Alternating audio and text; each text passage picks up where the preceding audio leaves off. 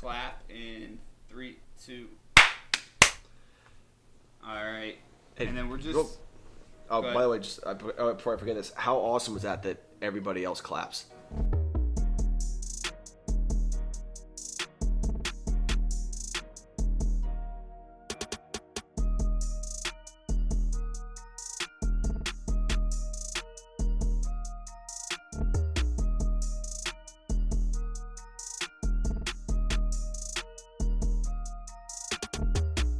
The NAFTAA podcast. Sometimes may be good, sometimes may be shit.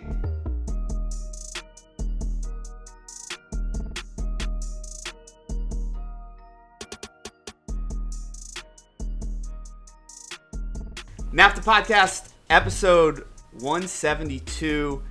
We got myself, Michael, Nick. Dylan unfortunately couldn't make it, but he was gracious enough to get us a fill-in. A member of the 1994-98 World Cup squad, U.S. Athlete of the Year, former MLS All-Star, MLS 11, which I'm assuming is your All-American team back then. First American to play in Serie A. Don't check me on that. But most importantly, the first ever guest to the NAFTAA podcast, Alexi Lalas. Welcome. Gentlemen, oh my goodness, this is awesome. I come to you from the great state of California and the great city of Los Angeles here. Yeah, I'm getting ready for Women's World Cup, and I'm always getting information, and the deluge of information in the information age that we live in, you have to filter it and stuff like that. So some gets through, a lot of it doesn't, but your little project here got through, and so I reached out to you. By the way, I guess we can thank Threads for this, because Threads ultimately brought me to you, and this is why I find myself sitting here staring at you, lovely gentlemen. Nick, I guess you're from Jersey over there. I can see by the Bruce behind you, but you were telling me off air that your fiance, you guys are moving in together or whatever. So, is she not going to let you have this behind you, or what? What's going on? There's still a lot of TBD on the makeup, considering I think I'm only bringing my bookcase. I put my foot down on bookcase. As a history teacher, I need my books, but this will go somewhere in the man cave. Not sure where that man cave. Man, Nick. It might be the garbage is the man cave, or the basement, or maybe the bathroom. But we all have to find hills to die on. I get it. And you got to pick and choose your battles, and you will, if you don't already know that, you will figure that out. But giving up Bruce, I mean, whatever. That's how you roll over there. That's fine. That's cool. Hey, as a raised freehold boy too, I don't think I can ever give it up, or I won't be allowed back in my parents' household the remainder of my life. So I hear you. When are you getting married? November of 24. Ah, awesome. Well, congratulations and best wishes ahead of time. Hope for a happy and healthy and long lifetime of, like I said, happiness and success for both of you. This is the best blessing I've got yet. Okay. Well, I do have to say, I wanted to give you the scouting report. Michael and I obviously kind of called you out. I'm going to get to that in a second, but Nick is the pro Alexi Lalas guy for sure on the pod. He was pissed we called you out a little bit.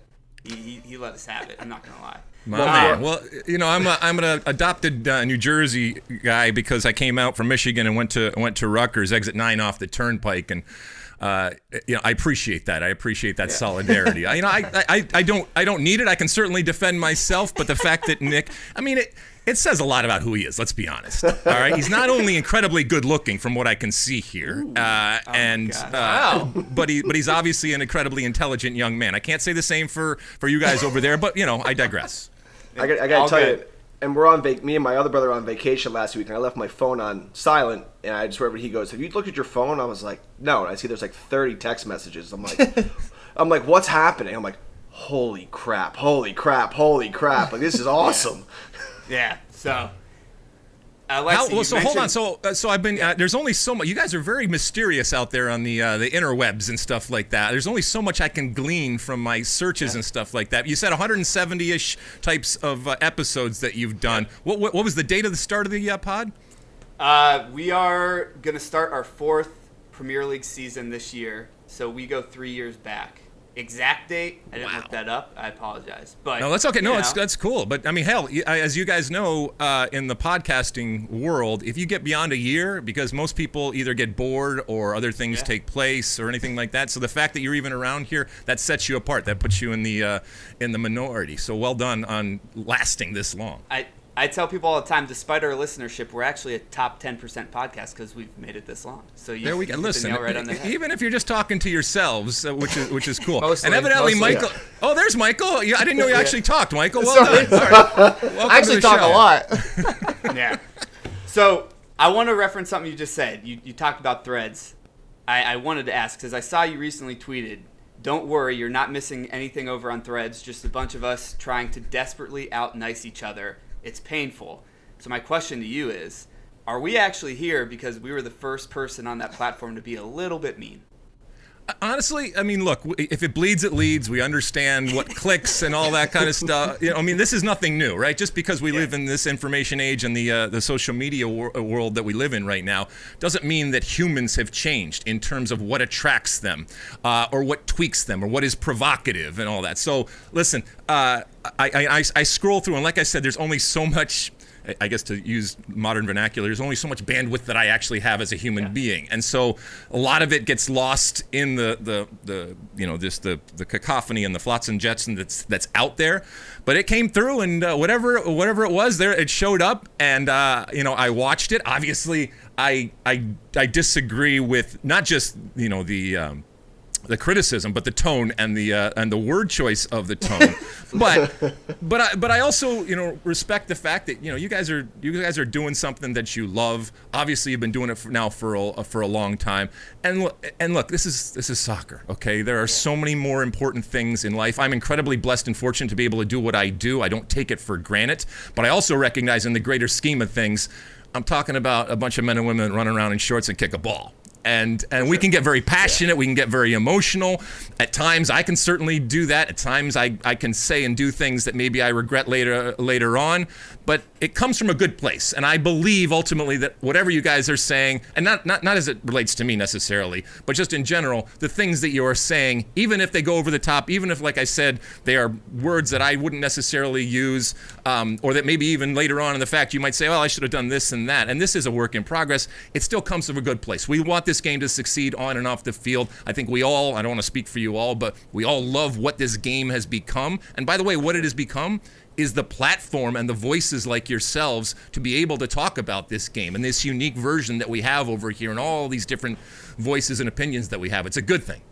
For sure. Michael, I think you're the right person to lead us into what we were talking about that got us, on this 4-person pod right now. Absolutely. So, for those of you who don't know, which is probably going to be a lot of people after this, last pod we called out Alexi for his coverage of Feirreira-mania, just kind of telling him to pump the brakes a little bit. I guess my question, Feirreira has scored 2 goals against teams that aren't in the Caribbean in his time. If we're just looking at those last 6 goals just from this Gold Cup against Trinidad and Tobago, St. Kitts and Nevis, are we saying that is more impressive than a semifinal goal to kind of cap off a huge win against Mexico that Pepe had? Or how should I be looking at this? How should I be weighing these two things? Okay, so first off, if you like to have the Jesus Feirreira conversation, well, we can. I don't want to hijack this or anything like that, but let's go back to, because I think there is context in this. And I have it written down here. I wanted to make sure. Quote from Michael: "I don't know how to describe him," and that would be referring to me, other than like he's like, by the way, multiple uses of like there, like he's like a cyst on the back of the United States. That was Michael. And then John followed up and said he, which should be me, is a cyst on the back of the culture and country that is the United States, not just the U.S. men's national team. So he even upped the ante over there. Hey. And then Michael, by the way, you followed it up with, quote, I could have run through them talking about TNT, saying that you could possibly have done what Jesus Feirreira said. And then Michael finished it up on TNT to say that he's as good, and that would be Jesus Feirreira, what we're talking about here, as good as Balogun or any of those guys is insane. So that's the context of what we are talking about. I can't tell you what to look for in a game. I can't tell you what to look for in a player. I'm just telling you how I perceive these players, how I perceive Jesus Feirreira in this moment. And so whether it's my my lists of players and power rankings of where you are in the moment, in the psyche of whether it's me or anybody else out there. It's one man's opinion, and I don't expect you or anybody else out there to just knee-jerk agree with anything that I have to say. As a matter of fact, oftentimes the things that I'm saying, if everybody agrees, then I actually have to go back in and think about it. Not because I want to be contrarian, not because I recognize that that's what sells and that's what clicks, but because I want to make sure that I am thinking about things in a way that I feel comfortable with, and I do intake and on-take, whatever you want to call it, other people's opinion. So, Michael, I don't know how you should be thinking about Jesus Ferreira. How I'm thinking about Jesus Ferreira is that this is a guy who can only play on the teams that he is playing against, right? So when he gets the 2 hat tricks, and it's really interesting to see actually this last game against Canada, how the perception is of him. You have the usuals that are going to say, well, he didn't score, and so he failed. He didn't score, and so he sucks. I think that's a little simplistic, especially in a game where the entire team, aside from Matt Turner, was bad. I actually thought that Jesus Ferreira, ironically, in the game that he doesn't score, which provides fodder to others, was actually really good in a lot of the things that he did, except the thing that we all recognize is the most important for a striker, which is to put the ball in the net, especially coming off of scoring 3 goals. But I agree with you. Scoring against Trinidad and Tobago, scoring against St. Kitts and Nevis, it is a completely different type of game, and therefore you are getting more chances. And does it hold the same weight as scoring against Mexico in a final or scoring against the Netherlands in the World Cup? Knock on wood, that comes again in the future. No, it's not the same. Right, and I think we had talked about that Canada game and talking about how there are going to be people who say he didn't score, he didn't put the ball in the back of the net, but what he did dropping into like the midfield, picking the ball up and stuff like that was good. And then we also had the same argument where, well, if you slot him into that starting 11, what we perceive as that starting 11 who played against Mexico and Canada, we don't necessarily know if we want him getting in the midfield because we have those midfield guys that are so good on the ball. Like, is he going to take the ball away from Gio Reyna? Is he going to take the ball away from McKinney? Things like that. So it is something that you kind of have to think about. What are those positives? How do they translate to a different team? You can only play with the guys that you're put around. And in that game, that's what he had to do. Yeah, I mean, I think you hit it on the head here. Jesus Ferreira, we all know, plays the position in a very different way than pretty much anybody I think that we have in the stable right now. And we don't have it. I mean, all of this conversation, let's be honest, it comes from a desperation. We have nobody up there, which is why we lose our minds when someone like Balogun falls into our lap.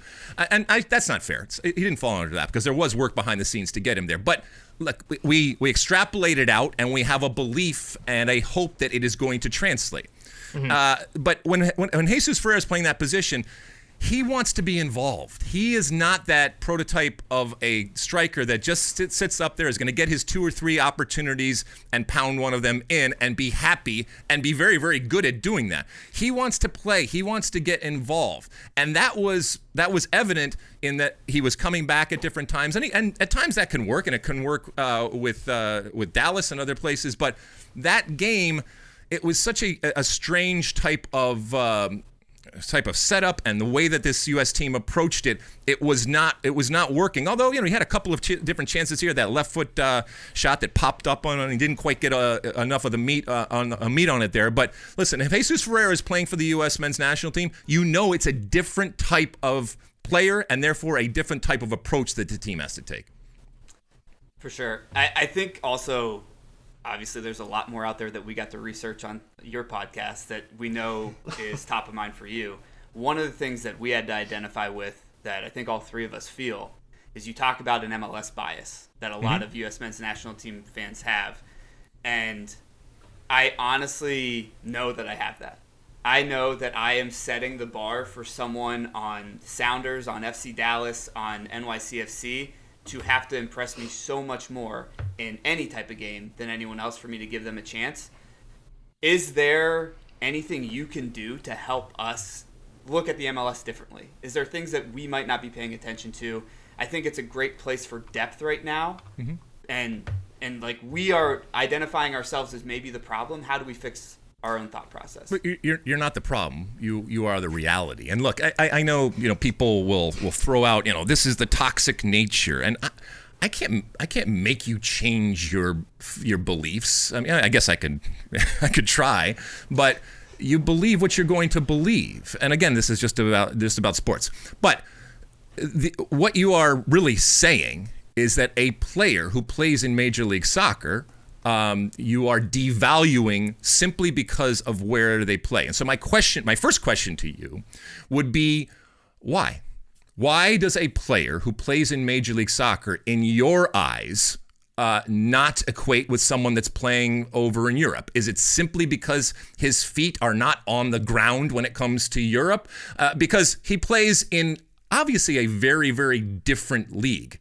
But part of that is the manufactured parity. Part of that is the unique differences and the unique challenges that a player goes through in Major League Soccer. So my question back to you is, first off, why do you believe that that a player is lesser simply because of the fact that he plays in Major League Soccer? What is he not getting? So I think first, let me identify that I think the MLS has made huge strides. I mean, when we were growing up and when you played around the 90s, like, different league, obviously. At the same time, the men's national team has made strides too, which is great. So they're moving in the same direction together. I'll do the Reggie Cannon layup first. I do think relegation is huge because the Leeds games were so much more intense for Aronson. Adamson get to play, obviously, but that environment is not going to be able to be replicated in the MLS, and I can't even hold that against the MLS because that's, in my opinion, never going to happen. It's not even worth arguing about. But hold on. Okay, so let's start there. Yeah. So are you saying that because MLS players are not facing relegation, that they don't care and that they are approaching the game in a different way, physically or mentally, because of the fact that they don't have the specter of relegation hanging over their heads? I think that it creates an environment where you need to be pushed by your teammates and be pushed by the opposition that we aren't able to create here. I don't by any means think anyone who goes out on the field for Red Bull or for any team is not trying hard. I would hope not. I mean, I think that's rule number one. Well, no, but you're saying is that they're not trying as hard as they should, or that they could if they were faced with a climate and a reality that it involved promotion relegation. I think Nick, this kind of speaks. I think it speaks more to just a general American sports issue. I mean, it's just when you look at teams tanking, it kind of covers that same umbrella. But I think the fact that maybe what John is trying to get across is that with the lack of the end of the season, like, I mean, I'm the idiot that's, Messi's coming here, and I threw a bunch of money on them to win the MLS Cup because all of a sudden they're gonna, like an idiot, just I thought it'd be fun. All of a sudden, that's gonna bring the level of play up. But if you put the back half of the season, the experience of playing it under any type of pressure, I think, is important. Whether that's pressure of a championship, pressure of being relegated, any type of pressure that can be innately created in a natural, organic fashion is important. And I think, at least knowing John, as long as I know John, that's the angle he's going, and I agree with that part where if you do add pro rel into it, you go out in the last game and as a coach and as a former athlete, like, you're still playing as hard as you can. And if you don't do that, you shouldn't be there. But that extra pressure where, hey, my salary's being affected or, my lifestyle and things like that, if you drop down in salary reduction, that type of pressure can elevate an individual on a poor performing team and put them into, like, when you look at Brendan Aronson, who got relegated and is going to be playing Champions League football next year. That's awesome. Like, they obviously saw something from that poor team experience that he gives something no matter what. And that's a characteristic that you want in a teammate, player, whatever it is.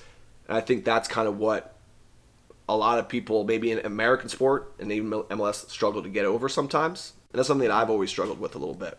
Yeah, I would only submit to you this, that this notion that a MLS player, that there's no consequence to playing poorly or having your team play poorly or finishing last or at the bottom of the table. From a relegation perspective, we understand that. But the fact that or the notion that there is no consequence, that's not true at all.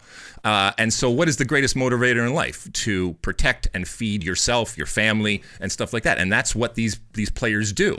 And if it does not go well, they don't play well, their team doesn't play well, then they're not going to have that job. They're not going to continue on, whether the threat of relegation was there or not.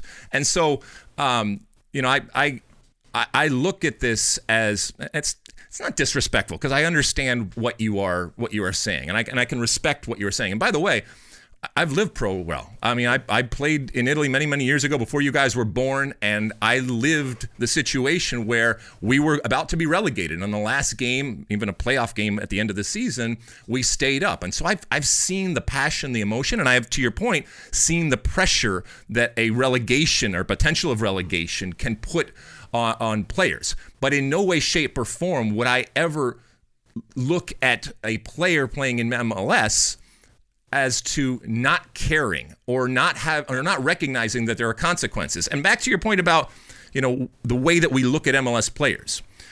If MLS, to your point, like you said, has evolved and grown and is so much better than it was, how is it possible that back when it wasn't great, Landon Donovan, DeMarcus Beasley, Frankie Hayduck, Pablo Mastriani, I mean, the list goes on. How are these Brian McBride, how are these players able to star for a national team? How are these players able to star in a World Cup? And yet you are devaluing these MLS players that we are talking about simply by the fact that they are playing in Major League Soccer. And again, I understand what you are saying. We're going crazy about flow, and rightly so, because the potential is there for a goal scorer. Mm-hmm. We don't know. We have a very small sample size. Looked good in the 2 games that he played. Obviously, he scored a goal. He looks happy to be there, and I hope it all works out ultimately works out for him. But it doesn't preclude MLS players having an impact. It doesn't preclude MLS players having a role to play going forward.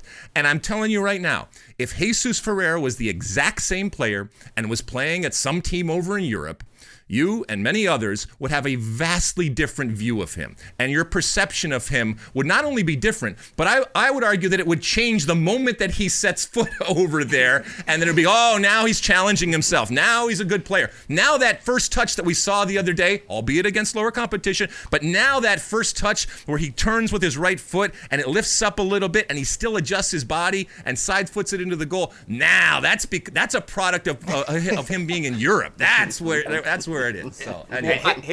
Jesus Feirreira and Anderlecht sounds really good. I'm just saying, Hey, listen, I'd love to see it. I'd love to see it. I mean, it would be great.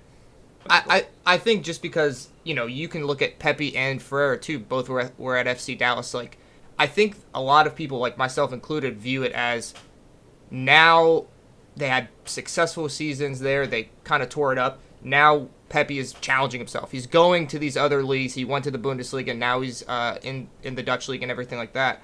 And I think you start to get like, okay, well, now is Feirreira being complacent? And it might just not have come for him yet. Like, he could go over there. He could stay there and be a FC Dallas legend and start for the U.S. and do all these things. And I think that it is just an overall, like, we think this is better, so the better you become, you need to go where it's better. You need to go here, and then if you keep getting better, you need to go to the Premier League, and then if you keep getting better, blah, blah, blah, blah. And I think if you look at it in terms of, like, players who started in England or started in Germany, I don't think that exists. I think a lot of time they look more at the fit of the club and, like, how that team is using them and how it's kind of lifting them up. And here we just go, well, he didn't do very well in Germany, so he should come back, or he's not very good.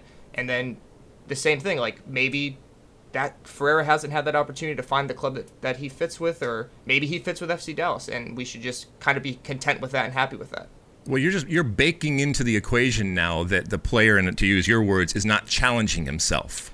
Definitely. And we were on air the other day on our Fox broadcast of the Gold Cup, and Landon Donovan was with us, and we were talking about Christian Pulisic, and Landon talked about Christian possibly coming back to MLS and all that. But was really interesting to hear him talk about how he thought of things, and I posed the question to you. I would submit to you that we might have seen the best version of Landon Donovan because of his returning to Major League Soccer, because of him recognizing that this is where I am most comfortable as a player. Now, you and others would say, yeah, but you're not challenging yourself. Yeah, you're not, you're actually letting yourself down, or you're letting your country down, or you're letting your national team down by not challenging yourself. And I just think that every player is different. And just because a player goes to Europe doesn't mean that they are challenging themselves any more so than a player that doesn't go to Europe. And just because a player goes to Europe doesn't necessarily mean that they are going to be better. And we always hear about the success stories. We don't hear about a lot of the times that it does not go well. And they either regress in terms of their opportunities, or they even regress as actual players. And, for example, how is it that Jones the other day, who doesn't play in Europe, our right back for the national team, was able to do the things that he did? He plays in Major League Soccer. How is it possible he's able to pass the ball and trap the ball and track back and do all those things? And I know I'm being a little flip. I get it, but that's my point, and that's why I consistently fight back. But in no way do I want you or your listeners or your viewers to think that I don't recognize the value, and I don't recognize the talent, and I don't recognize the competition of the proper environment for a U.S. player, or any player for that matter, that exists over in Europe, and the vast amount of opportunities that exist over there for players in Europe. But if you just want to go to Europe, there's planes leaving every hour on the hour. But going to the right place where you and your family are comfortable, and the coach likes you, Nick. Coaching is so important, and that relationship that you have, and that other 22 and a half hours as opposed to just the 90 minutes, that's another story. Yeah, I was just going to say, I agree with the idea of what you say, Landon Donovan coming back, the importance of confidence and comfort in an environment where, when you pick a college or anything like that, like, hey, maybe that school's not as good, but are you going to be happy there when you're hanging out on a Saturday afternoon, when you're walking through the streets of London or wherever, or, anywhere in the United States? That confidence and that ability to feel comfortable affects everything else. And you see it, you said, as coaching for as long as I have, and I appreciate you thinking I'm very young. I appreciate I'm way closer to 40 than any of these guys are. But Nick, you're a history teacher. Is that what you are? Is that what you said? Yes. Yeah. Well, look. You know that obviously people learn at different rates, right? And if you want to get them to whatever the level is that you want to get them to, some might take longer than others, and some might take different circuitous, whatever the word is, pathways in order to get there. And putting them in a pathway, or putting them in a situation that is above or faster than what they are capable of doing, sometimes that actually stunts their growth, and they never ultimately reach that goal. Yeah, you couldn't have said it better. In the classroom or coaching, you see every athlete student is different, as you said. So whatever that looks like, whether it's for a Pulisic or whomever to come back, if he's comfortable coming back to, as a Jersey guy, my brother's a Union season ticket holder, I guess I can root for one Philly team. You bring Pulley back to the Union, I'd be down to drive down 295 and make a few extra trips a year. There we go. It always amazed me that, Jersey, like, you could just say Philly and it was always accepted down there in South Jersey. I talked to Carly Lloyd the other day about that, and she was like, yeah, it's how we roll. So, all right, cool. You guys are both talking about environments and fits. Just real quick, I'd love to hear your thoughts. Why traditionally has the Bundesliga in Germany been a pretty good place for U.S. team members to develop? And since you played in Italy, maybe Serginho last year, not a good example, McKinney, kind of in the middle, do we think Pulisic and Weah are going to hopefully continue that growth there? And are there ways that they're going to be able to add to their game?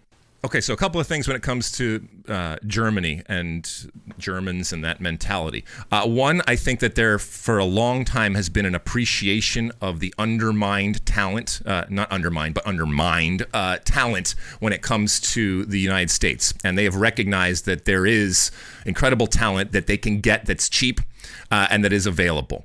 Number two, the globalization of the game, as opposed to maybe Serie A, EPL probably has done it the best, but the Bundesliga recognized that they had to have touchstones, that they had to be global in the way that they went about, and they went about and targeted players from around the world. So I think that there's an affinity.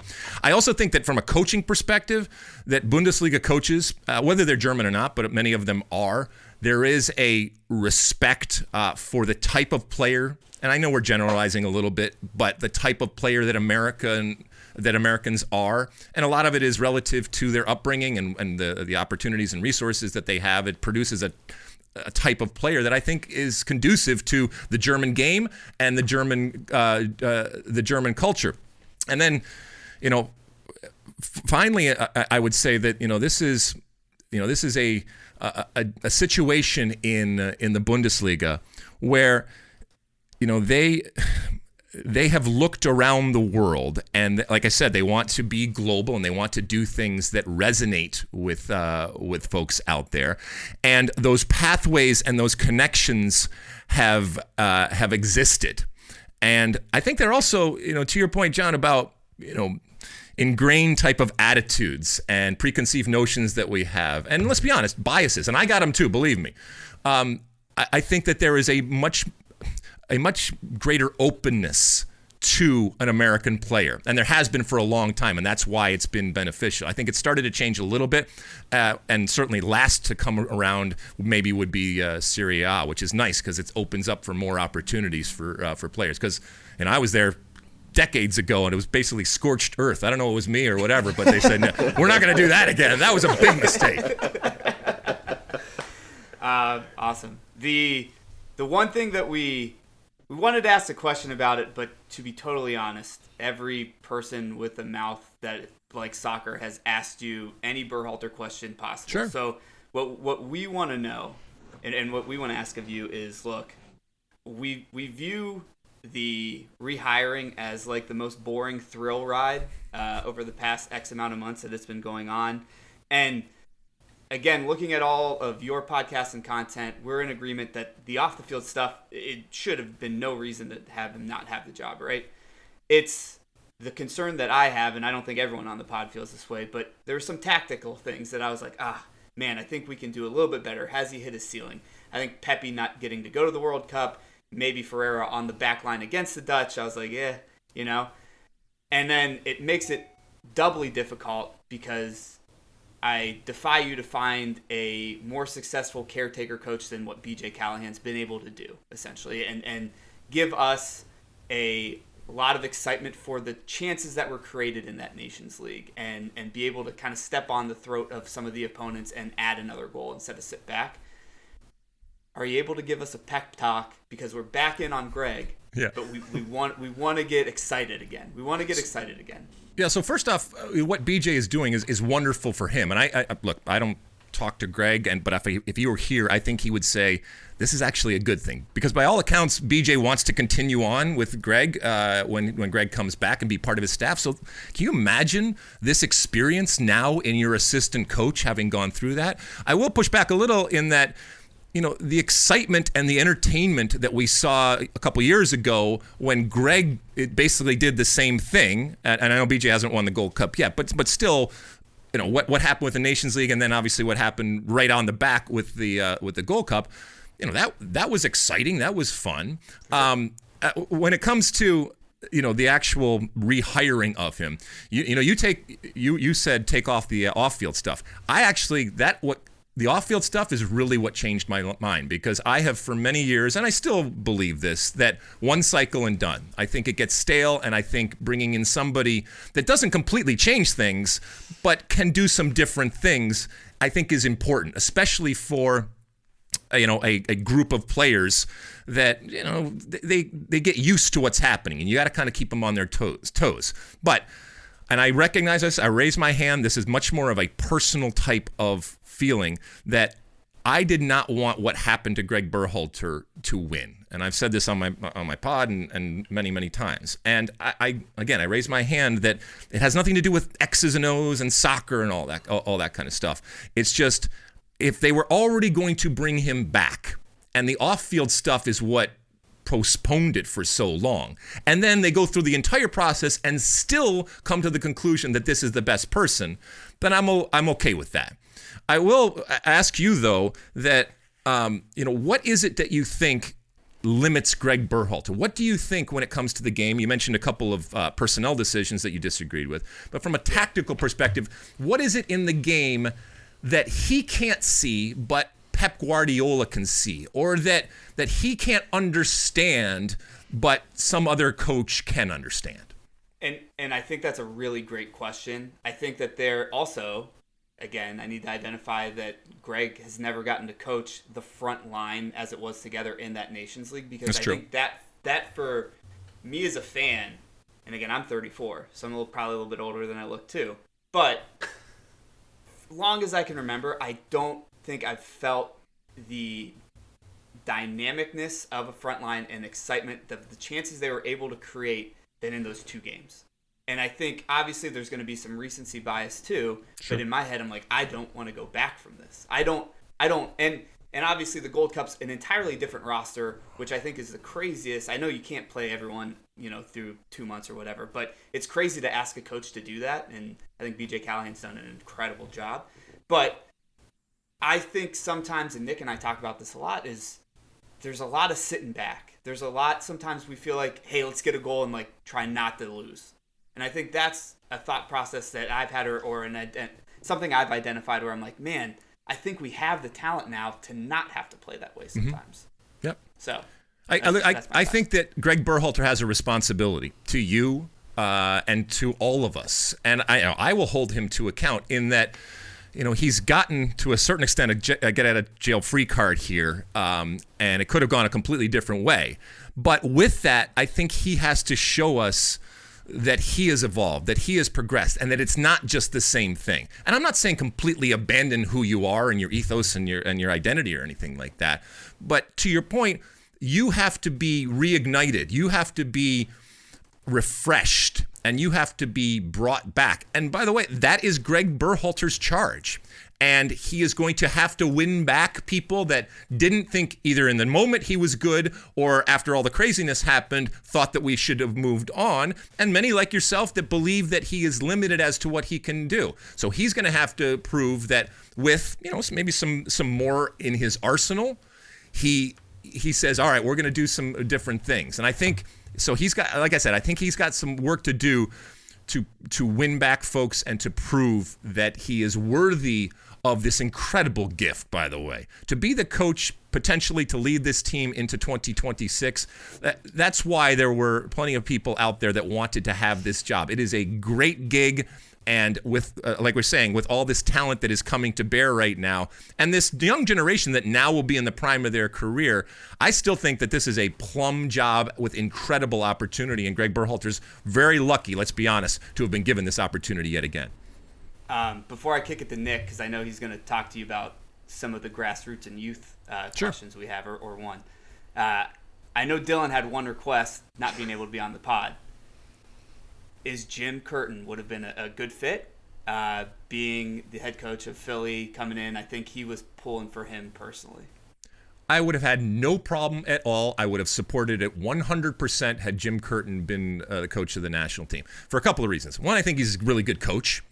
Two, I think he really, even in the way that he talked about it, there was a point where he said, look, if they called me and asked me to be an assistant coach, I would do that. And I would even say to Greg Berhalter, look, if Jim is willing to do that, just bring him in as an assistant coach every once in a while. Great mind. I think he has a great appreciation and respect for what it means to represent the country. And so, yeah, I would have had no problem. I had him in all of my lists. And yes, he has limited experience, but it's all incredibly successful with the Philadelphia Union. But I think Jim Curtin is like that good soccer player in that you put him anywhere and coach anywhere, he'll figure it out very, very quickly. Great. Yeah. So we kind of talked about too, a bunch of us, like development and the youth setup that they have, and I've been reading a lot the last few months. We just lost one of our best players, where I coach now, to MLS Next, which is exciting. He's a great player, great kid. It's an outstanding opportunity for him to do so. Mm-hmm. So I've been looking at a lot of the MLS Next. I didn't know, honestly, too much about it until the last 6 months, and then being a former, you, myself, and Michael, former college athletes, looking at how the NCAA mixes everything in. So with the youth setup with MLS Next, and then getting into college, and this is an argument I've had for years, is that the NCAA stunts the USA development program because of the restrictions on hours out of season, when the season is, things like that, where they literally just rejected the having a fall and spring season with the national championship in the spring and allowing them to play more. Because when you go into Europe, or if you're able to play into the next levels with MLS, you're playing your fall season, and then you get 2 hours of skill training for 2 months. Then you play a 4 to 6 week. You know how that stuff works. Sure. So, is there a way? And I am in no way a fan of the NCAA at all. Is there a way that we can somehow, at least for soccer, put them together or have some sort of more continuity to allow a kid that, hey, I want to go to college and play for my state university, or it's just an experience I want, or they value academics, whatever that reason is. How can those two come together to not stunt a great player's growth while they're in? It's like looking at Jordan Morris, I think, great player, and then had, Klinsmann gave him a hard time, and back and forth and things like that. So. Yeah, I mean, I think we are coming to a day where we will look at the 23 players on the U.S. men's national team roster for a World Cup, and not a single one of them will have gone the pathway of NCAA and gone through college. Obviously, it's vastly different than when I was coming up, and even later on. College has always kind of been that pathway. To your point, if you are an elite athlete, first off, the specialization phenomenon that we know from a very young age means that you are kind of already put down a pathway. And if you're really good, depending on what your goals are, if it's just to get a full ride and to go to a better school than you would be able to do without the sport, then that's one way. But if your goal is to be a professional player, then that does not right now involve NCAA. That does not involve the college process. And it saddens me. It really saddens me because I think, and again, it goes back to this focus so much on 90 minutes, and that other 22 and a half hours are so important. And as you guys know, a lot of the experiences that you have and the socialization, all of that can come through college. And while we concentrate so much on making better soccer players, we can't abdicate our responsibility for making better humans, and in this case, better Americans that are going to go on and lead us, not on the soccer field, but lead us off the field. And I want to make sure that we never lose track of that. But to your point, Nick, it's a behemoth. And so it's next to impossible to move unless the football leadership, American football leadership, want to do something. And so it limits your time on the field. It limits the opportunities you have to play games. From a resource perspective and facilities perspective, it's actually good, and there's some wonderful coaching and people that are committed to it, and they're almost having to do their job with one and two hands behind their back because of the restrictions that exist.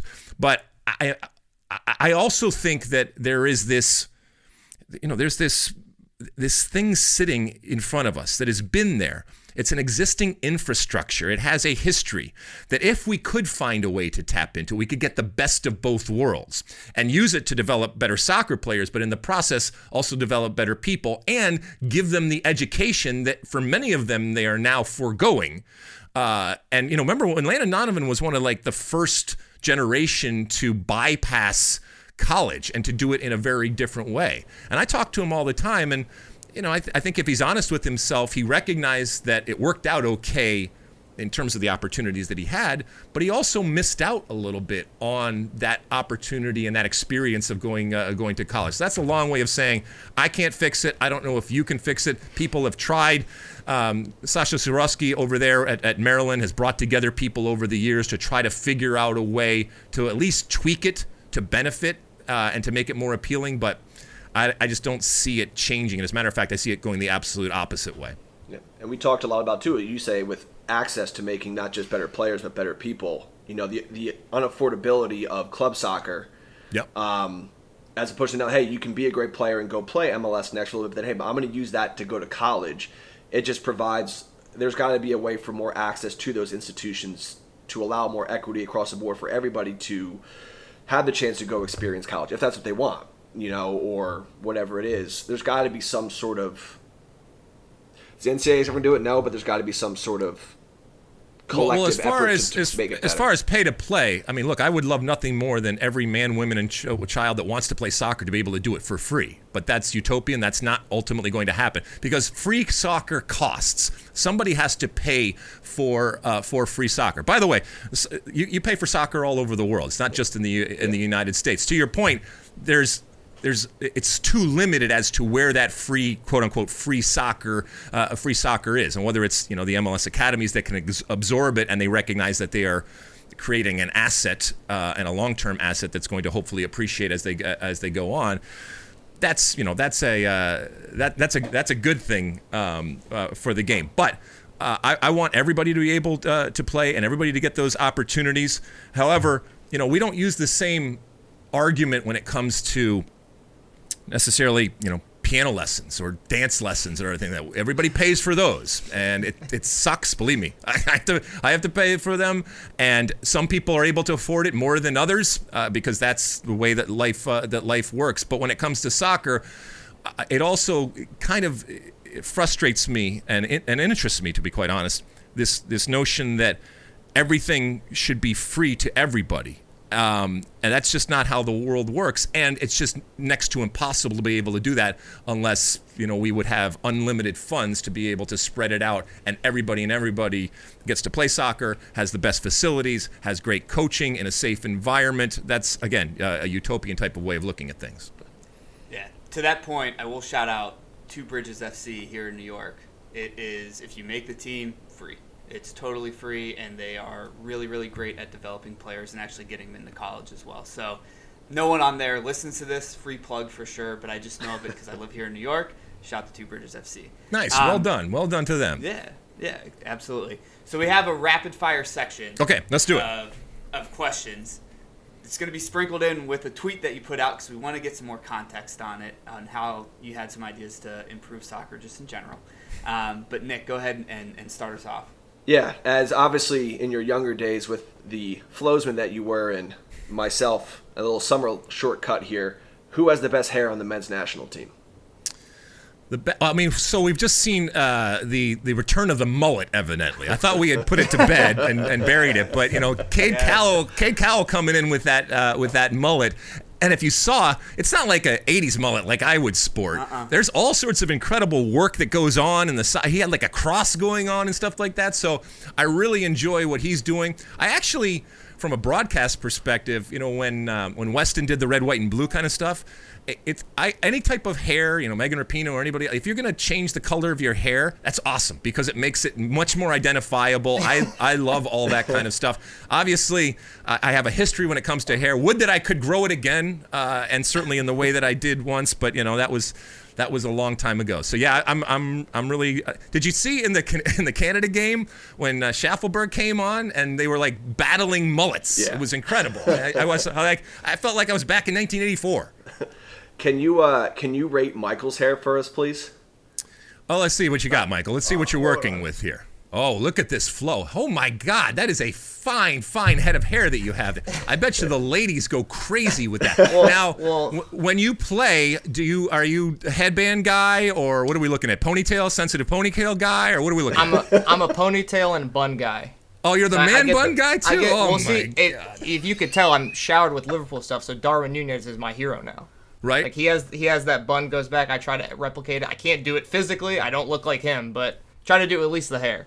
Here's the problem. So if you're looking to, how should I say this, capitalize on your exposure on the field, right? You kind of have to still resemble what that on-field persona is. And so, have you ever, like the other day when Erling Haaland, if you watched him play that game, I know you guys do a lot of European stuff over there. When he played the game at one point with his hair down, it was almost as like there was a completely different soccer player on the field. And everybody was looking around going, who the hell is this guy running around? And so I don't worry about it because he's Erling Haaland, but I'm always interested to see if and when he were to go out to a club after the game with his hair down, does it take something off? Because now we just kind of know him with the man bun, and that's the image and that's the character that we associate with him. And off the field with his hair down, he might look very, very different. Definitely. Well, see, as when a I run, because I do some running now because I'm retired. I have to do this, which you might find kind of familiar. I love right it. across the front. I love it. I love it, my man. There you That is good. Look at you. You put like a members only jacket on, and you head down with some Reeboks or something. And, oh my goodness. Oh, I got Reeboks. Don't worry. Awesome. You got a good head. You got a good head of hair, my friend. Thank you. If you got it, grow it, baby. Hey, I'm trying to keep it around as long as possible. So there you go. The next one that I actually have is referencing your tweet. You wanted to make the goals bigger and 2-pointers outside the box. Can you explain that to me? Yeah, so this is an evergreen question that we all get, right? And I get it because it's catnip. So what rule changes? What law changes would you make? And every couple of months somebody asks me this thing. And our game, while it has changed, it's pretty much recognizable. And it's the same game that the men and women play. It's all that kind of stuff. So there's not a lot of changes that necessarily need to be made. But if we're actually talking about things, go big or go home, right? So I think you guys would all agree, you've been around long enough to see the evolution of the goalkeeper and the ability of the goalkeepers that we have.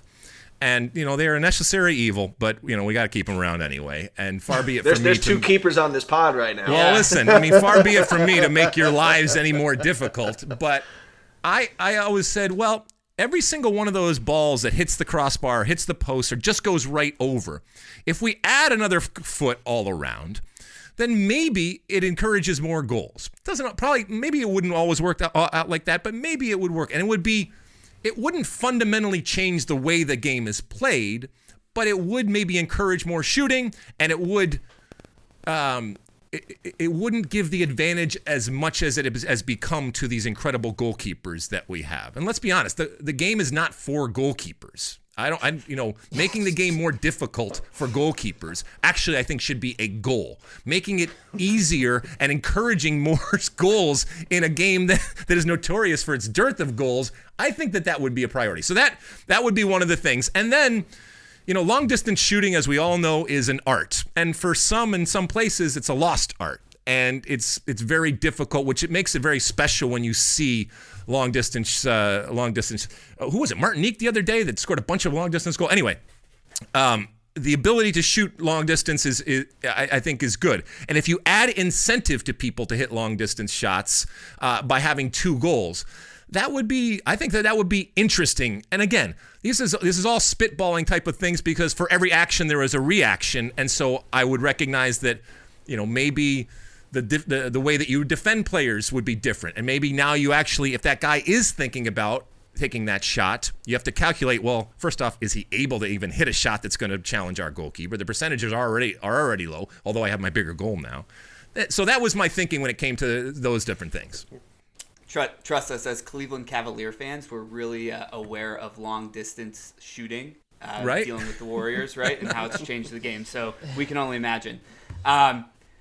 You have a song on your new album called Red, White, and Denim. What is your preferred... Wow, we're going deep. We're going deep here, all right? We do research. What is your preferred cut and wash of your jeans? So I lived through the whole stonewash era, right? I lived through pegged jeans. I don't know if you guys know what those are, where and a lot of girls used to do that, but some guys too. So I lived through that. My preferred would be slightly faded. The ripped thing, if the rip comes from use, then I'm okay with it. But the pre-ripped jeans, and this is back again now, by the way, I have teenagers, and look at it. It's very strange to me. It was like a badge of honor if and when the rip finally came, because it meant that you had worn them enough to justify the rip. So if there is a rip, it's because I made it because of multiple uses. Now, I don't want them appearing white from afar, but I do want them a little bit faded, just a teeny little bit faded. And sometimes that's just in time will happen. Now they sell them a little bit faded and stuff like that. But really dark denim I can wear. I don't don't really like it because it sometimes you lose the denim feel from the aesthetic. It doesn't you look at the person. It's like, well, he's wearing blue pants, and you find out that it's denim. Jeez. The skinny jean type of thing, I'll leave that to my friend Stu Holden. So from a cut perspective, I like a little give. I'm not talking about like baggy type of pants or anything like that, crisscross type of things. No, I'm doing that. You don't want Genko jeans coming back? No, I'm not doing any of that. So that's when it comes to denim and the aesthetic and what I would wear. That's probably where I go. Love it. More fun. Drinks with the Fox Sports crew. Drinks with the 94 team. Drinks while touring with Hootie and the Blowfish. I can remember some of them. Let's see. I mean, by the way, the guys in Hootie, and for those of your listeners that don't know, years and years ago, I toured around with the band. I had released an album late 90s, and Hootie was out doing a European tour. And Jim Sonnefeld, Sony, they call him the drummer, is a huge soccer fan. I just actually was talking to him a couple days ago. He invited us out, and we did a bunch of opening dates for them all around Europe. And we just had a wonderful time, and it was a blast. And it was, to your point about promotion relegation, there was pressure. You're going out there in front of somebody else's audience, and we were much more of a pop rock type of outfit than Hootie. And you got to try to win them over, and sometimes you did. And there's certainly the arms crossed to the people saying, well, this is the soccer guy. And so in order to even be good, you have to be really, really good because people will say, well, yeah, but it's a soccer guy.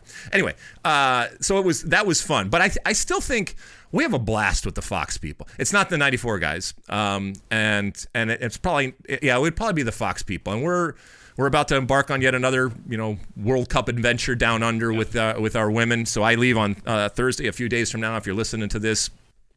And, we have a good time. We have a really good time. I really enjoy them. I'm kind of the elder statesman, if you will, having been around for a while and been through a lot of this. Rob Stone is just an incredible human being. Guys like Stu Holden and John Strong, who have been and now done so many games and seen so much. And then, whether it's, Carly Lloyd's or Heather O'Reilly's or, all these different people, Jenny Taft, I can go on and on and on. You get us with all the wonderful men and women that work behind the scenes that are sometimes even much more interesting and talented than any of us in front of the camera. That's a bar that you want to be in, and that's a moment that you want to hang out with. I'm not saying that we're solving all the world's problems or curing cancer or anything like that, but we're having a good time. Good deal. So another one off that tweet, 35-yard penalty kicks. I don't even know what this looks like. What do you mean? Do you mean a run up, or do you mean just kick it from 35? Yeah, I think I meant the shootout, 35-yard shootout, where you get 5 seconds. And way back in the day, again, before you guys were around, MLS actually did this. And they were, it's interesting. We talk so much about perception, and I've talked a lot about this inferiority complex that we have and the insecurities that we have, and I would raise my hand that I'm part of that too, and I've spent many decades trying to combat that and fight back against it. But it was interesting, the reaction when we did that, in that the American reaction was much more vociferous and critical of it than the actual international aspect of it. And so for those that don't know, it would, at the end of the game, if it was tied, you would each get a point, and then there was a point to be had if you won in the shootout. And you would start at 35 yards out. There was a big clock that gave you 5 seconds before you had to release the ball, or your last touch of the ball before it went in. And the whistle would blow, and boom, it's one-on-one. It's almost like a jousting type of thing. The goalkeeper starts on his line and comes off as fast or as slow as he or she wants. And it actually is a much fairer representation of the game than just penalties. And so that's one of the reasons why I like it. I think it's more entertaining. I definitely think that there is a unique factor to it, and that difference, I think, makes it something special that could be harnessed if you wanted to. So yeah, that was my reasoning when it came to that. And who knows, if Europe decided that this is the way they wanted to go, then automatically it's credible and it's the best thing since sliced bread. All right, as the Jersey guy here, and as a foodie who's had many late night meals all around the Jersey Shore, I gotta know, what's the best food truck at Rutgers? And they didn't know and they didn't think this was a real thing. The Ohio boys, I had to explain it to them last night. Yeah. Oh, like the grease trucks, and all that kind of stuff. Oh yeah.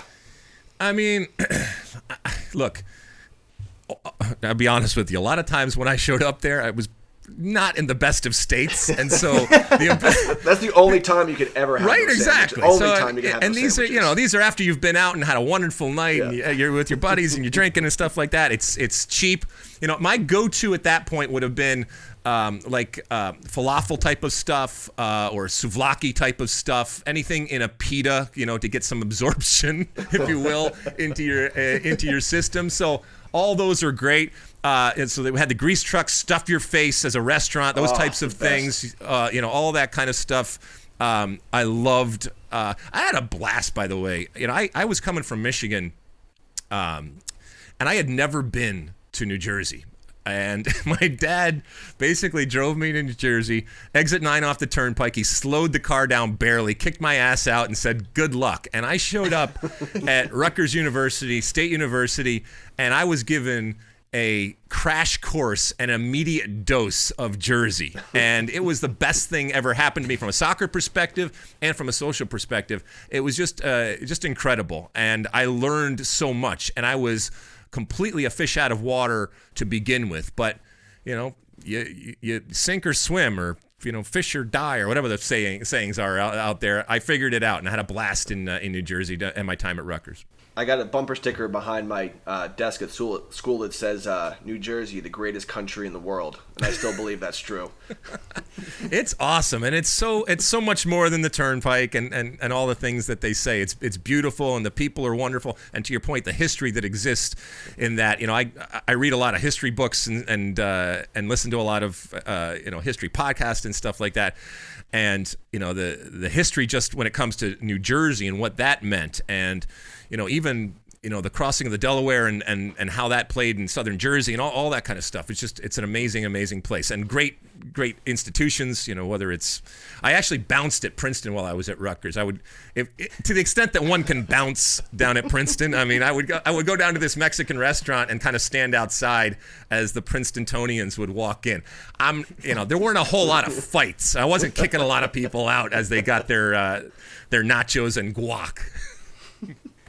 The one thing I do agree with, greatest rule in all of sports, penalty box. I think it's amazing. If we could ever figure that out in soccer, I think that'd be actually a net positive. Last set of rapid fire. Your home's on fire. Your family and pets are safe. Everything's good. No one's hurt. What's the one thing you run in to save? It would probably be a guitar. Yeah, I mean, from a musical perspective, and I guess it would be a computer tower or something like that houses a lot of the archives and stuff that I have. But if it was just one thing and I had to do it really quickly, yeah, probably a guitar. I got a lot of them. They're all kind of like a diary. They're not incredibly valuable in the monetary sense, but they all have meaning. They all have stories attached to them. They all have places that I have been. Rather than keep a specific diary, a lot of the music that I've written is a diary, but also a lot of the things that I've gotten over time. I'll look at a guitar and say, I know exactly where I was and what I was doing, where I was playing, what was going on, the good, the bad, the ugly, all that kind of stuff. So it would probably be a guitar. I knew it'd be a musical answer. So this is an alternate universe. Okay. Unfortunately, you didn't make it. You died in a blaze of glory. Okay. Quite literally. What's the one song played at your funeral? Well, I'll tell you what. There is music and there are songs that crush me. And I was just actually thinking and listening the other day. The beginning of "You Can't Always Get What You Want" from the Rolling Stones. And for those that don't know, it starts out with this choral type of piece and this choir singing, and then kind of drifts right into just this incredible opening acoustic guitar that's just so lovely, and then I think a French horn comes in. So I would love that. So that, just the beginning, even before Mick starts singing, it's just put that on a loop. That very beginning riff on the acoustic is just wonderful and incredibly beautiful, haunting, and moving. And the whole song in general is great because then it turns into kind of a party, and I would want that to be a party if it was my if it was my funeral. So there's one of those things. Let me give you a couple of different things just to give you. Okay, so then let's see. There's a great song by Amy Mann, who was the lead singer of a band called Till Tuesday. You might know it from their hit was like Voices Carry, but there's a great song called Coming Up Close. I would love to hear that at my funeral. God, I hope I'm not just laying this all out for you to then, play this next week when something happens or something. But, nobody wants that to happen. But man, and then I'm gonna give you the most obscure song. I don't know any of your listeners, but there was a PBS show years ago called American Experience, and they did a part of it where they did, and it might still be on American Experience, but they did a whole thing where they concentrated on the American presidents. Yep. And there was a piece of music that was the introduction to that show. Now, here's how anal I got about it. I actually called PBS and then emailed them to try to find this song because it was not in the public domain. You could not find it anywhere but on the show. In my phone right here, okay, I have a recording where I put my phone up to the speaker to just make sure that I have that song in its entirety in the opening sequence of that show. I've never told anybody that. So now there's a first for you guys on this show. Not that anybody's going to know this or even care, but there's 3 very, very different types of things. I would love to have that. I think it's an incredible piece of music. I have no idea who wrote it. You can't, like I said, find it out there on Spotify or anything like that. And if you can, please tell me. But it's incredible. I know that I've played that. I've played those movies. I know exactly what you're talking about. It's incredible, And the whole, all the episodes are wonderful too. So you can get not only a wonderful moment of beautiful music, but then you can go on and learn all about our incredible history when it comes to our founding fathers and all that. Alexi, thank you so much. You're really gracious with your time. We have one last thing that we want to do. It's going to take 3 minutes at max. Okay. But with doing this research, you get a lot of flack on the internet. We saw us giving it to you included. No. So we figured it'd be really beneficial for you if we gave you some constructive criticism to win over some Americans. Okay. And Nick, go ahead and lead us off on this one. Mine's simple. I'm wearing my thing here. We have not had a good kit since 1994. What, outside of the mock kits of Captain America, what pull do you have to get the 94 stars and blue one that I'm wearing on my hat right now? Everyone's going retro jerseys in the club setting. Can we get this jersey back? Because I'll buy a million of them. Right. I mean, God, from your lips to the Federation's ears, and let's be honest, it has to go to Adidas and Nike, and that's the problem. That's the holding problem. So homage, whatever you want to call it, they have become iconic. In the moment, I got lots of stories, but in the moment they weren't necessarily iconic, but they have become iconic. And this gets back to your original point. It hurts me. It saddens me that we are not leaning into America. We are red, white, and blue. We are stars and stripes. And I know we live in a day and age where, unfortunately, even that has taken on political connotations and all that kind of stuff. But we're bigger than that. We can figure it all out. And I think people want to be excited about a American type of aesthetic and look. And if we can't do it in 2026, when the hell are we going to do it, right? So what needs to happen is this incredible kumbaya moment between these two large companies that are Nike and Adidas to come together and say, while Nike, you are the official outfitter of the U.S. men's national team and of the United States Soccer Federation, we recognize that there is this moment in time that we want to pay homage to. And Adidas, you say, while we're not necessarily going to make anything off of this, in our benevolence, they get a chance to be bigger. And they can even make a marketing campaign around and say, for the good of the country, this is what we are doing. We are giving Americans what they want. And whether it's Nick Tucker or anybody else out there, they deserve this. They deserve to put something on that represents what I feel is the greatest country in the world. And it's above and beyond money. It's above and beyond status. It's above and beyond branding. This is about America, and this is America coming together on and off the field to have a true representation of what this great country is. I am recording that and playing that to myself before every game I coach for the rest of my coaching career. I was gonna say, clip it and send it to Beaverton right now. Michael.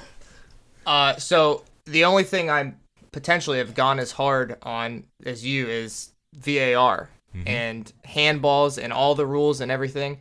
And you mentioned it in that tweet that we were referencing before. Alexi, if you can figure out handballs, you won't even do a service to the U.S. You'll do a service to the world, because I'm so sick of sitting there for 20 minutes and looking at a handball saying there's no way it is, then it becomes a handball, saying there's a 100% chance it's a handball, and then say no way it is. I'm sick of it. I just want it to be black and white.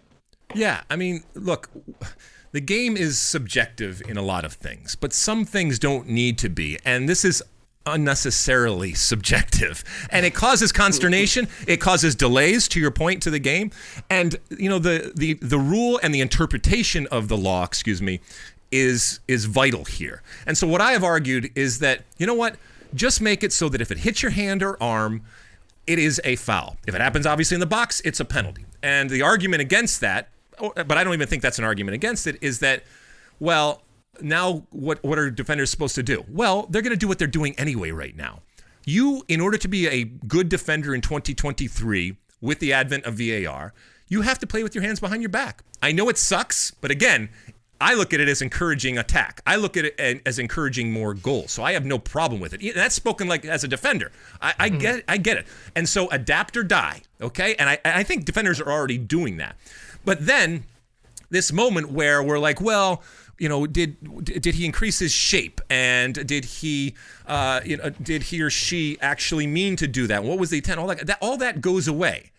But what will also happen, because attacking players are sneaky, we know it, they will actually try to hit your arm or hand. And you know what?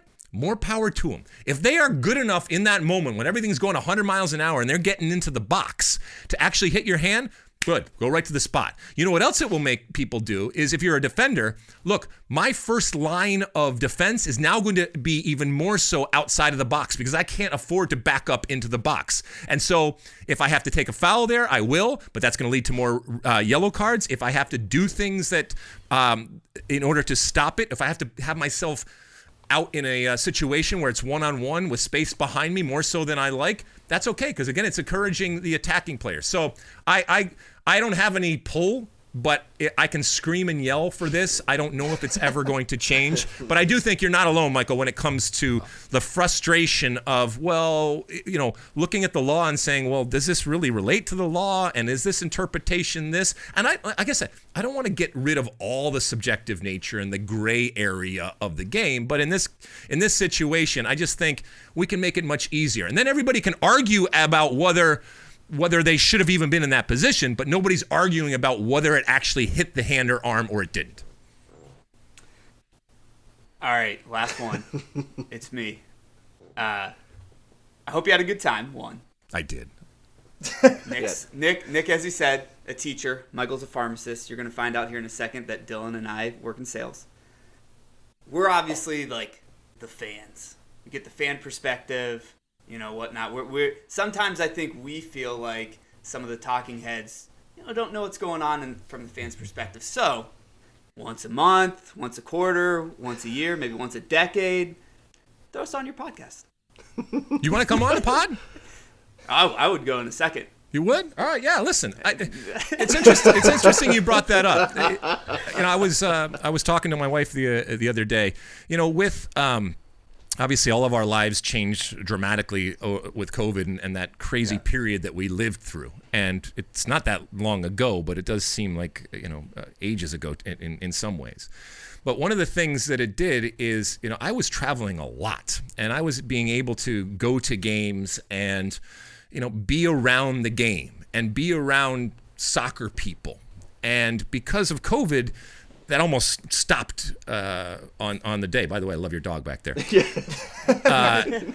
And I love being with soccer people and with American soccer people in particular. Now, on the surface, you called me a cyst on the back of American soccer. I can't believe it took this long for that statement to be made. No. It's fine. No. But that's that's the reason why we were doing this. But there's a much bigger and better reason, to be quite honest with you.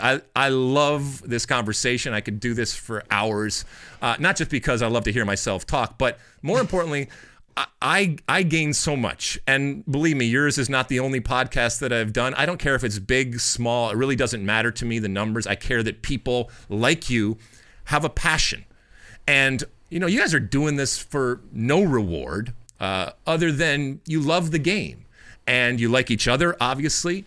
And while many of us that kick the ball get a tremendous amount of credit and praise, the reality is that you guys are doing as important work as anybody else out there, and you deserve that credit and praise just like anybody that is kicking the ball. And I know you think that it's small, but it's all of this happening together. And so this hour, more than an hour that we've spent together, this will inform the things that I talk about. And it's not that you've changed my mind on everything, but you have given me different perspective, and you have given me different voices to listen to. And look, it's my job to listen to as much and intake as much as I possibly can, but it's impossible to do so.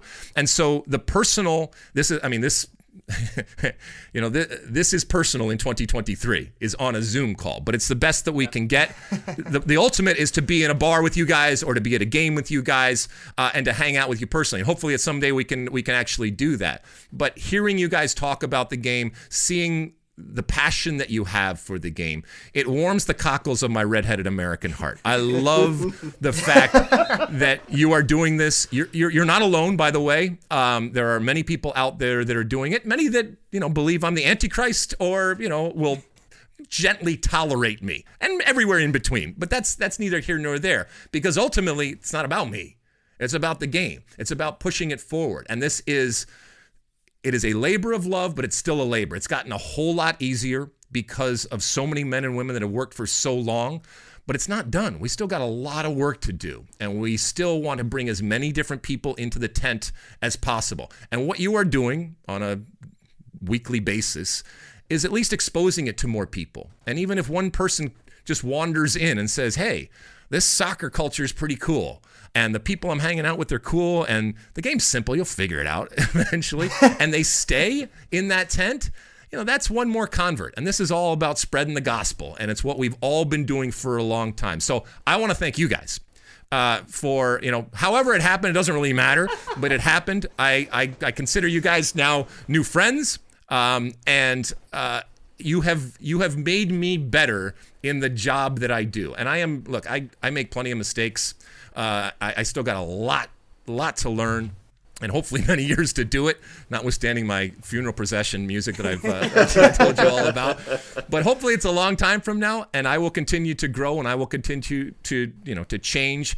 But I'm pushing that boulder along with you guys up, and like I said, it's getting easier, but it's still a labor, and we cannot afford to let it slide back in any way. Yep. Thank you so much for your time. I know you got a flight Thursday. Have a safe flight, and bring us home a winner. You got it, my friends. You got it, my friends. All right, you're wonderful. All right, my best to all of you, and to your family and friends out there. I hope you have a wonderful summer, and let's think good thoughts for the U.S. Women's National Team as they go for an unprecedented third World Cup in a row, never been done, men's or women's. You can catch all the action on Fox Sports, and don't forget to download and rate and subscribe to the State of the Union with myself and David Mossy. He's a professional, folks. Yeah. Thank you so much. All right, we are back. Shout to Alexi Lalas. Never thought I'd say that. Won us over. Won me over, unfortunately. Great guy. Michael, how you feel? Ditto. It was very cool. Yeah. Very nice to talk to. Had a little tactics talk with him, which I thought was cool. So nice to see. Maybe he suggested we change his mind a little bit. Maybe we'll see that reflected. Who knows? Yeah.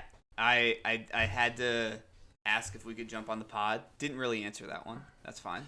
He just said, "You want to come on?" I said yes. And then said, "Why?" He said, "I really appreciate you guys." And I was like, "We're like 75% of the way there. We didn't get 100% confirmation, but we didn't get a no." Yeah, that's true. Absolutely. I thought we'd get a no. So, but pretty awesome experience.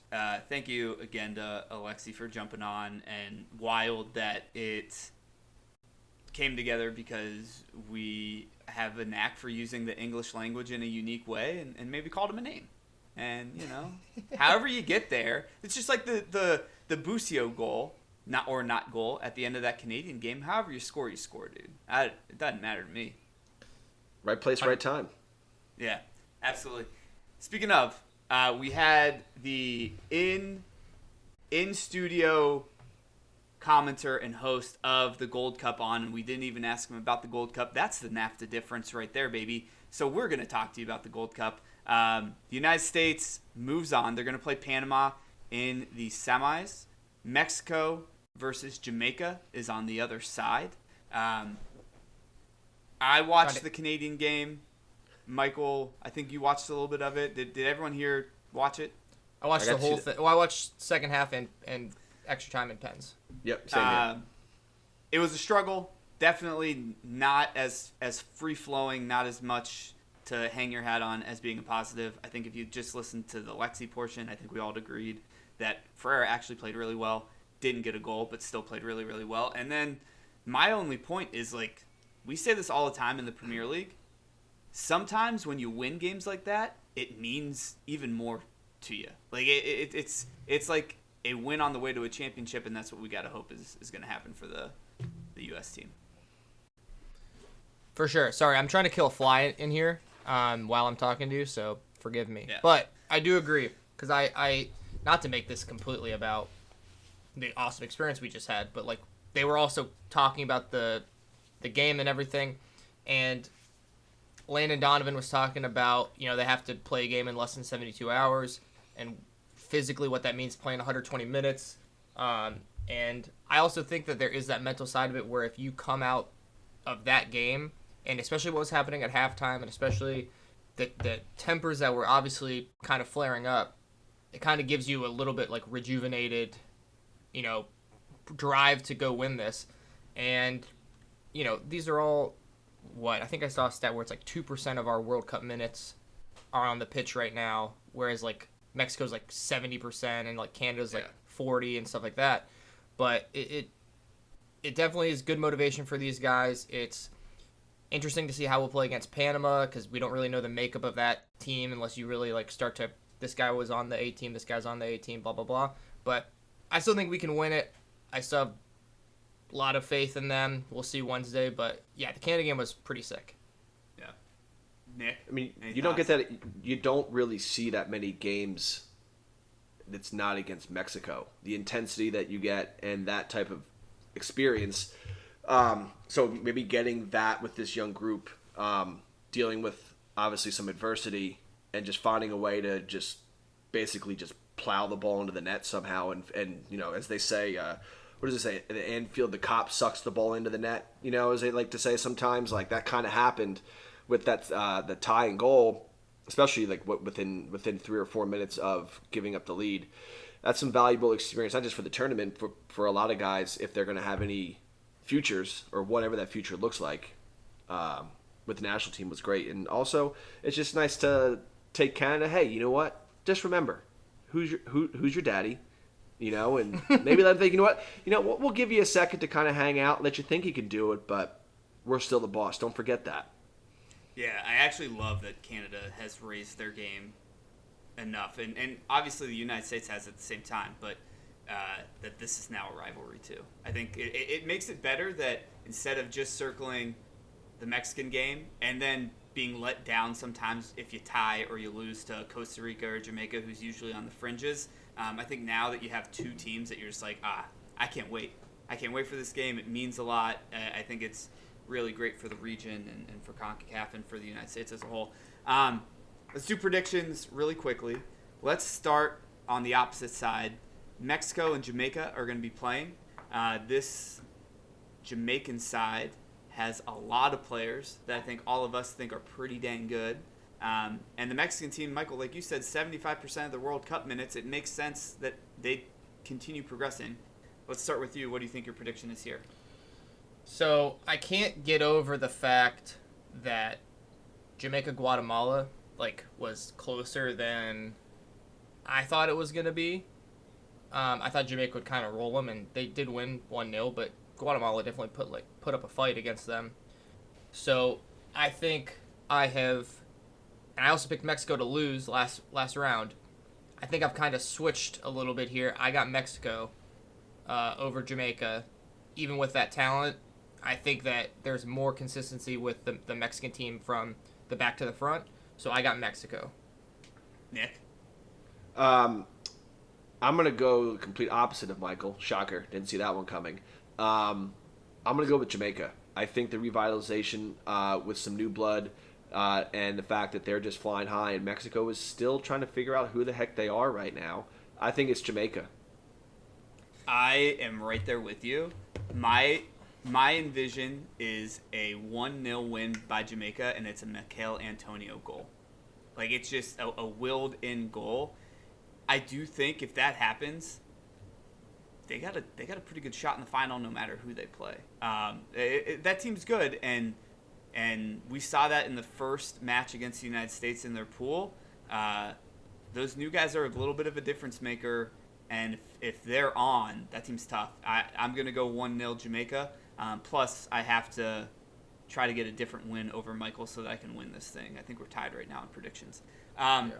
U.S.-Panama, I'm going to start this one off because I'm the only person here that's seen Panama in person. They stink. They're not good. They're not good. If this game's close and we win, I'm not feeling confident going into the final. But it should be a 2, maybe 3 goal game for the U.S. I am a little suspect on our defense a little bit. I know Dylan brought up last night when we were on the phone, we haven't given up that many goals in the Gold Cup. I get it, but I feel like we might leak one in. I got 2-1 United States moving on to the final, but it's a dominant 2-1. It's us giving up a stupid goal, but we control possession and have the most opportunities. So, Nick, John, do you think... Yeah. Oh, sorry, real quick. Do you think that the Canada side we just played is better than the Panama side? I think the Canada side we just played beats Panama 2-0. Okay. Oh. Just wanted to know. Yeah. I'm really happy that the tech difficulties waited to now to happen. They were happening. Twice. It's happened twice in the last 4 minutes, and it didn't happen once in an hour 20. Yeah. It did. There was just enough talking that it caught back up, and I was able to be like, okay, I'm back. But it froze multiple times, and I was like, right. shit. We gotta figure out the Columbus internet provider for Michael moving forward. It's definitely consumer cellular out there. Nick, give us your thoughts though. I think the U.S. is going to come out guns blazing. They realize they can't sit back and have such a lethargic type of experience or effort. Excuse me. And I think that the U.S. will. I think it'll be a little type. I'm calling like a 2-0, 3-0 comfortable victory eventually. Some friends of our podcast would say a lollygagging attempt, right? Isn't that what that's a Cleveland Alexi thing? Lalas? No, Alexi Lalas just said that. Anyway, Michael, your thoughts? I think first I'll go to the strategy. The strategy for U.S.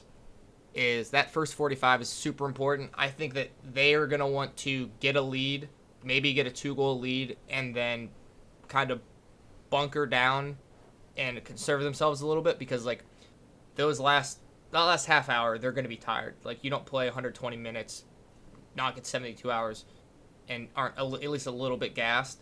So I think they're going to try to go out, get a lead, get comfortable, bunker down. I got 2-0 U.S. I think they'll do that. I think they'll just kind of shut up shop and then just kind of rest defense the whole time. Real quick, if we end up winning this thing, in the pantheon of interim coaches, where does B.J. Callahan end up? Number 2? Who's number 1? I can't remember his name, but when Chelsea won the Champions League in 2012, it was an interim coach. Oh, wasn't it Zola? Gianfranco No. Zola? No. Nope. I can't remember his name. Bald guy. Pep, like a Pep JV version lookalike, but he. I should probably know that, I guess, but weren't the Chelsea fans saying like when Lampard took over this year, like he's gonna do what he did and win the Champions League? How'd that turn out? Di Matteo? Yeah, Di Yes. Matteo. Di Matteo. Roberto Di Matteo. Same country. Yeah. Michael, thoughts on BJ? I think it's 1 because I don't give a fuck about anybody that plays or coach Chelsea ever, so they don't matter to me. Love it. All right, Dylan had a bet that he wanted me to chat through on the pod. He was unable to join. Honestly, kind of sucks. It would have been a lot of fun to have Dylan on with Alexi as well. But he's doing a little parlay. Michael, you're the Lone Ranger on the Mexico win. He's got Jamaica plus 320 and tie no bet on that one combined with a Team USA clean sheet. So he's not agreeing with both Whitaker brothers on this one. It's a plus 740 two-leg parlay. Sounds pretty decent.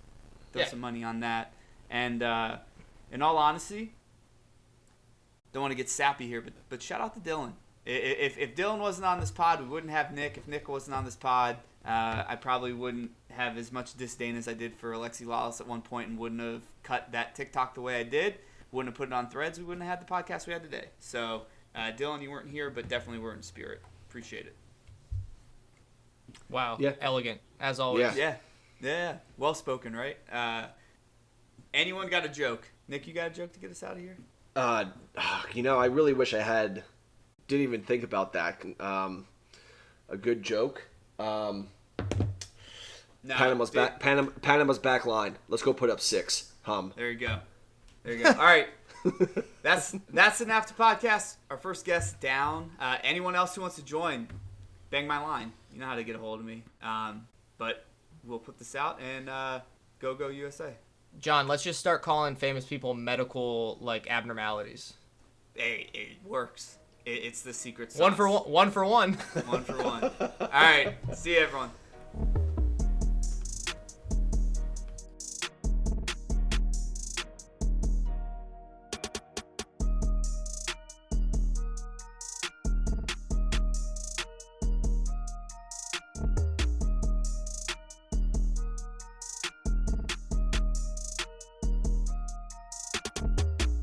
The NAFTA podcast. Sometimes maybe good, sometimes maybe shit.